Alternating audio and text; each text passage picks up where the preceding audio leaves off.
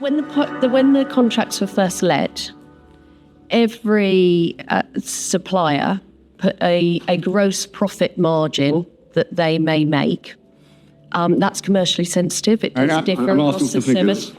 And what we do, we take into account all of their declared profit, all of their declared costs, to look at whether their gross profit is indeed over and above the agreed margin at the point that the contract was let. Is it a percentage or an actual amount? Because the National Audit Office says it's profit divided by cost, and it's important because the cost of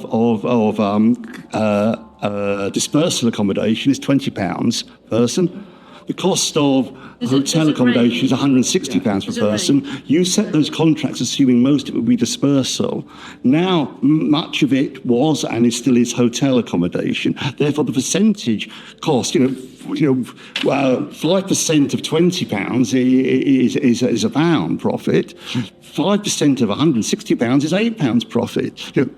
ClearSpring's profit per person has gone up from £6,000 per person in 2020 to £300,000 per employee in 2024.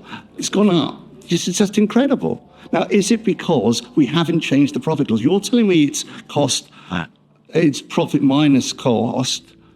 I think it's profit divided by cost, and that's important. What then happens is there is a tariff in terms of the profit clawback, and that is a percentage-based tariff. I think what may be best is that we write to the committee with the exact, because it differs over the 7 contracts, there is then a tariff, and we can set out to the committee exactly how the profit share clause is. I'd like to know why that clause wasn't changed. Had many contractual changes, given that the whole basis of the contract changed because lots of it was hotel accommodation, far more expensive.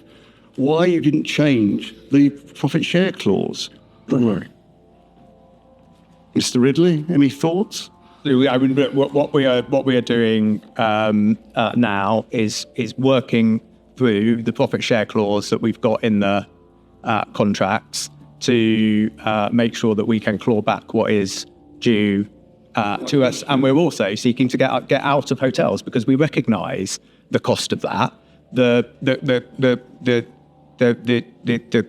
primary thing we are seeking to do is to reduce the use of and get out of hotels, and that is the way in which we've saved the money that we have saved over the last year. My question was why the profit clause wasn't changed when the whole basis of the contract was different, because so much more of it was hotel accommodation, which had a higher base cost, and therefore percentage profits would make a lot more money for these providers. Why wasn't the profit clause changed? Look, I don't, I'm afraid, have with me the details of all the various clauses that were changed and how they were changed at the time. I'm very happy to